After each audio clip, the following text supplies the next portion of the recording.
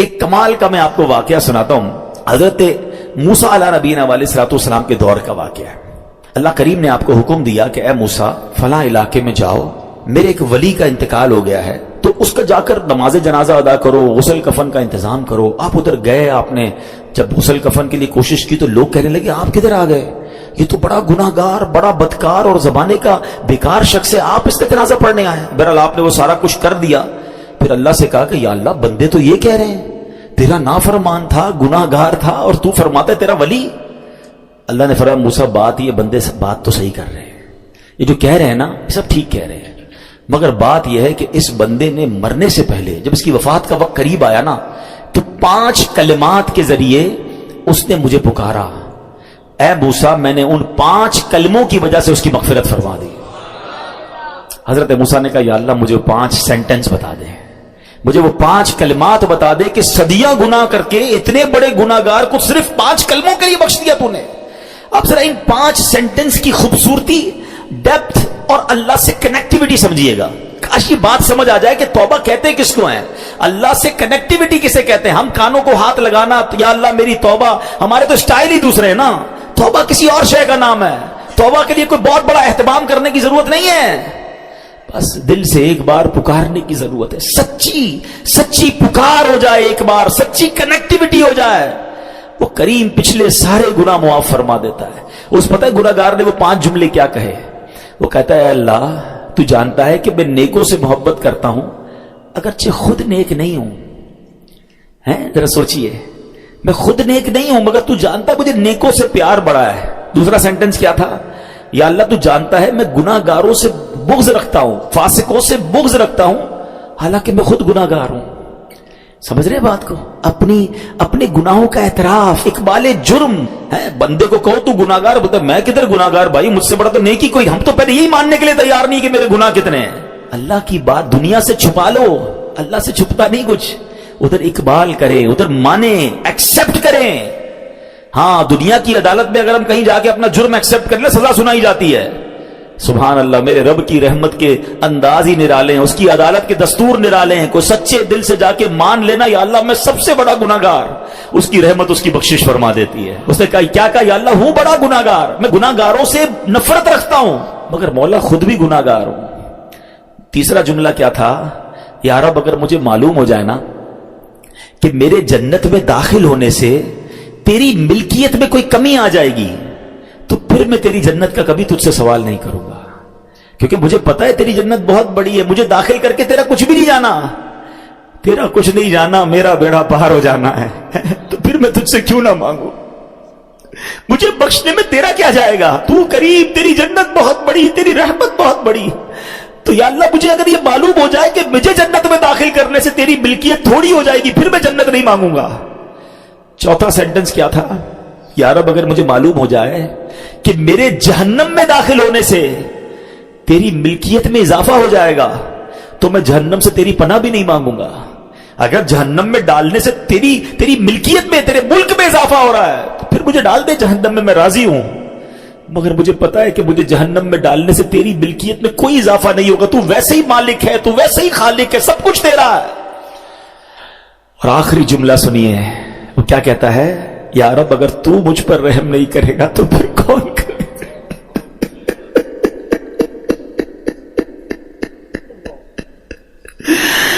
اگر اللہ رحم نہیں کرے گا تو کون کرے گا؟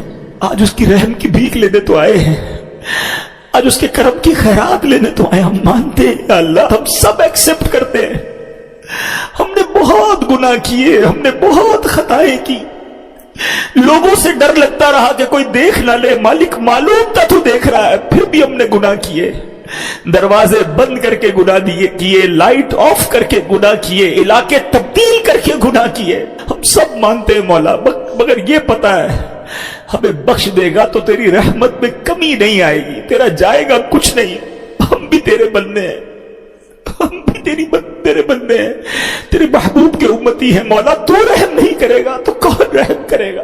حاصل کریں۔ جب حضرت عبد الرحمن بن عوف کو ہوش آیا نا تو لوگوں نے کہا کہ آپ کی طبیعت کیسی ہے؟ تو آپ نے کہا کیا مجھ پر غشی طاری ہو گئی تھی؟ تو کہا جی، تو کہتے ہیں بے شک میری بے ہوشی میں میرے پاس 2 فرشتے آئے اور کہنے لگے تم چلتے نہیں کہ ہم تمہیں خدا کی بارگاہ میں لے جائیں اور تمہارے بارے میں فیصلے لیے جائیں؟ دوسرے فرشتے نے کہا انہیں لوٹا دو، یہ ان افراد میں سے ہے جن کے لیے ان کی ماؤں کے پیٹ میں ہی سعادت مندی لکھ دی گئی تھی، اور ان قریب اللہ تعالیٰ ان کے ذریعے ان کی اولاد کو جب تک چاہے گا نفع دے گا۔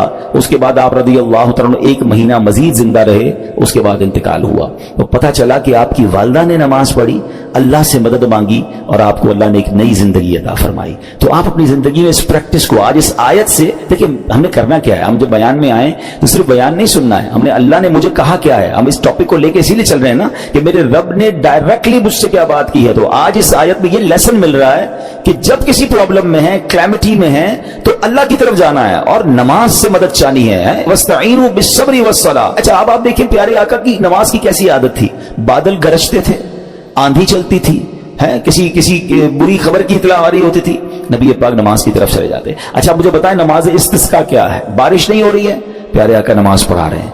سورج گہن ہو رہا ہے، نبی پاک نماز پڑھا رہے ہیں۔ چاند گہن ہو رہا ہے، پیارے آقا نماز کی طرف، یعنی کس قدر اللہ کی طرف رجوع ہے۔ And whenever any thing bad happen یا گوئنگ ٹو بیڈ ہیپن، ہونے والی لگ رہی ہے، کچھ بڑا ہونے والا ہے، ہمیں بھی تو خبریں آ رہی ہوتی ہے نا کہ بھائی کل بہت شدید بارش ہوگی، اللہ نہ کرے کوئی اور بری خبر ایکسپیکٹیشن ہے، آپ کو کاروبار میں کوئی ایسی خبر آنے کا ڈر ہے، یا آپ کی کوئی شپمنٹ جاری ہے، واٹ ایور، آپ چاہتے ہیں ہر چیز بہتر ہو جائے۔ قرآن نے فارمولا دیا نا، وَاسْتَعِينُوا بِالصَّبْرِ وَالصَّلَاةِ، اللہ نے ڈائریکٹلی مجھے اور آپ کو کہا ہے۔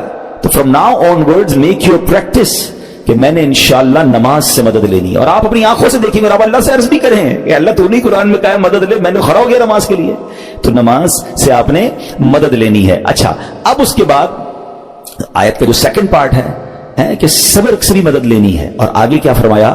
ان اللہ مع الصابرین، اللہ صابروں کے ساتھ ہے۔ سبحان اللہ، اس کا مطلب یہ ہوا کہ اللہ تعالیٰ اپنے علم و قدرت کے ساتھ ویسے تو ہر کسی کے ساتھ ہے، لیکن یہاں صبر کرنے والوں کا خاص ذکر اس لیے ہوا تاکہ انہیں معلوم ہو جائے کہ اللہ تعالیٰ ان کی مشکلات کو دور فرما دے گا، مگر کرنا کیا ہے؟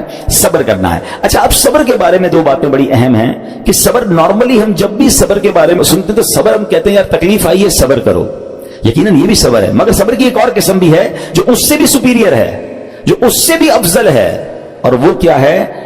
گناہ کے لیے دل چاہے، حرام کے لیے دل چاہے، نفسانی خواہشات برا کام کروانا چاہ رہی ہیں اور بندہ اس پر صبر کرے۔ یہ صبر جو ہے نا یہ شریعت کو اور محمود ہے اور بڑا افضل ہے کہ انسان کو جی چاہے کہ فلاں گناہ کرنا ہے مگر وہ اس پر صبر کرے۔ اور دوسرا صبر وہی ہے جو ہم جانتے ہیں کہ کوئی مصیبت آ جائے، کوئی آفت آ جائے، کوئی ہمارا اللہ نہ کرے کسی سے لڑائی ہو جائے، ہمیں کوئی برا بلا کہے، ہم اسے معاف کر دیں، صبر کریں، یا جسمانی تکلیف ہے، کاروبار میں پرابلم ہے، ہم اللہ کی رضا پر راضی رہیں۔ تو یہ دو قسم کے صبر ہیں، اور جب کوئی بندہ صبر کرتا ہے نا تو قرآن و حدیث اور بزرگان دین کے اقوال سے میں اب اس کو اس کے 10 فائدے بتانا چاہتا ہوں۔ میں کہتا جاؤں گا، آپ اللہ کے ذکر کی نیت سے سبحان اللہ بھی کہتے رہیں، جنت میں درخت بھی لگاتے رہیں، ٹھیک ہے؟ اللہ تعالیٰ صبر کرنے والوں کے ساتھ ہے، صبر کرنے والے کو اس کے عمل سے اچھا اجر ملے گا، صبر کرنے والے کو بے حساب اجر ملے گا، صبر کرنے والوں کی جزا دیکھ کر قیامت کے لوگ حسرت کریں گے، صبر کرنے والے رب کریم کی طرف سے درود و ہدایت اور رحمت پاتے ہیں، صبر کرنے والے اللہ کو محبوب ہیں، صبر آدھا ایمان ہے، صبر جنت کے خزانوں میں سے ایک خزانہ ہے، صبر کرنے والے کی خطائیں مٹا دی جاتی ہیں، اور صبر ہر بھلائی کی کنجی ہے۔ اب آتے ہیں ان دونوں صبر کو تھوڑا سا ڈیفائن کرتے ہیں۔ ایک نفسانی خواہشات، گناہ کا جی چاہتا ہے، کیونکہ نفس ہے نا وہ تو ہر وقت موج مستی چاہتا ہے، وہ تو ہر وقت چاہتا ہے جناب بس یہ بھی کام کر لوں وہ بھی کر لوں۔ اب مجھے یہ دیکھنا ہے کہ میرا یہ کام اللہ کو راضی کرے گا یا رب کو ناراض کر دے گا۔ لیکن جو نفسانی خواہشات پر صبر کرتا ہے نا، گناہ سے اپنے آپ کو بچاتا ہے، قرآن کیا کہتا ہے؟ وَأَمَّا مَنْ خَافَ مَقَامَ رَبِّهِ وَنَهَى النَّفْسَ عَنِ الْهَوَىٰ فَإِنَّ الْجَنَّةَ هِيَ الْمَأْوَىٰ، اور رہا وہ جو اپنے رب کے حضور کھڑے ہونے سے ڈرا اور نفس کو خواہش سے روکا تو بے شک جنت ہی اس کا ٹھکانہ ہے۔ دل چاہ رہا ہے، شیطان کہہ رہا ہے کر لے، کوئی دیکھنے والا نہیں ہے، علاقہ بھی چینج کر لیا، شہر بھی تبدیل ہو گیا، nobody here to watch you، مگر اللہ دیکھ رہا ہے۔ اچھا نارملی اگر غور کریں گناہ کرتے کیوں ہیں؟ جتنے بھی گناہ ہے، واٹ ایور لسٹ آف گناہ اٹھائیے، کوئی شراب پیتا ہے، کوئی بدکاری کرتا ہے، معاذ اللہ، کوئی جوا کھیلتا ہے، کوئی جناب بے حیائی کرتا ہے، گندی چیزیں دیکھتا ہے یا جھوٹ بولتا ہے، واٹ ایور، ان تمام گناہوں میں تھوڑی سی لذت ہے، ٹیسٹ، ٹھیک ہے؟ غیبت میں بھی ٹیسٹ ہے، بلکہ کتابوں میں آیا کہ غیبت میں شراب سے بھی زیادہ مزہ ہے، جبھی تو بندہ چھوڑتا نہیں ہے۔ اچھا لیکن یہ تمام ٹیسٹ میں ایک بڑی اہم بات اب میں کہنے جا رہا ہوں، یہ بزرگ نے بڑی کمال کی ون لائنر ہمیں دے دیا ہے، وہ کہتے ہیں کبھی بھی لذت کے لیے گناہ مت کرنا، کیونکہ لذت ختم ہو جائے گی، گناہ کا جواب اور پنشمنٹ باقی رہ جائے گی۔ اب آپ اس فارمولے کو سامنے رکھیں کہ جب بھی ہم گناہ کرتے ہیں فیو منٹس یا فیو آورز کی ایک انجوائمنٹ ہے، آفٹر دیٹ انجوائمنٹ ختم، مگر اس کا جواب باقی ہے، عذاب باقی ہے، اللہ نہ کرے اللہ ناراض ہوا تو پنشمنٹ باقی ہے۔ تو کیا فرمایا؟ انجوائمنٹ کے لیے گناہ مت کرنا، انجوائمنٹ ختم ہو جائے گی، عذاب باقی رہ جائے گا۔ اور اگلا سینٹنس کتنا خوبصورت ہے، فرماتے کبھی بھی تکلیف کی وجہ سے نیکی مت چھوڑنا، تکلیف ختم ہو جائے گی، اجر باقی رہ جائے گا۔ اب مثال دیتا ہوں، اس کے 2-3 ایگزامپل سمجھیے۔ گناہ کی ایگزامپل تو آپ سمجھ گئے کہ کوئی بھی تھوڑی دیر کا گناہ کرتا ہے، لذت پاتا ہے، وہ گناہ ختم، عذاب باقی۔ اب نیکی میں کیا ہوتا ہے؟ فجر کے لیے اٹھنا، نیند آ رہی ہے، دل نہیں چاہ رہا، آپ اٹھے، آپ نے وضو کیا، فجر پڑھا، وہ اٹھنے کی تکلیف تو ختم ہو گئی نا، واپس سونا تو سو جائیے، مگر فجر کا اجر اور ثواب باقی رہ گیا ہے۔ رمضان کے روزے ڈیفیکلٹ ہیں لیکن افطار کے بعد تکلیف ختم ہو جاتی ہے، ہم کھاتے پیتے ہیں، موج کرتے ہیں، مگر ثواب باقی رہ جاتا ہے۔ کبھی کبھی آپ کو کوئی مسجد میں بلاتا ہے، یار چلو بھائی بیان ہو رہا ہے، اجتماع ہو رہا ہے، کوئی نیکی کی بات ہو رہی ہے، نہیں یار دل نہیں چاہ رہا، آپ آ گئے، آدھے 1 گھنٹہ بیٹھے، پھر چلے گئے، وہ آپ کا جو ٹینشن تھا یا پریشر تھا وہ ختم ہو گیا، مگر ثواب باقی رہ گیا۔ تو اب اس فارمولے کو یاد رکھیے گا، جب بھی گناہ آپ کی طرف آئے نا، آپ سوچیں کتنی دیر کا فائدہ ہے؟ 1 گھنٹہ دوستوں کے ساتھ بیٹھوں گا، بری باتیں کروں گا، 2 گھنٹے فلم دیکھوں گا، 2 ڈھائی 3 گھنٹے، بس اس کے بعد جواب تو باقی ہے نا، قیامت تک اللہ کو جواب دینا پڑے گا۔ نہیں یار مجھے انجوائمنٹ کے لیے گناہ نہیں کرنا ہے۔ اور جب کوئی نیکی کا کام آ رہا اور آپ کو لگے یار دل نہیں چاہ رہا، مزہ نہیں آ رہا، بوریت ہوگی، چھوڑنا یار، تو بندہ سوچے کتنی دیر کی نیکی ہے؟ آدھے گھنٹے کی، 1 گھنٹے کی، بس 2 گھنٹے کی، اور ثواب باقی رہ جائے گا۔ Let's do it.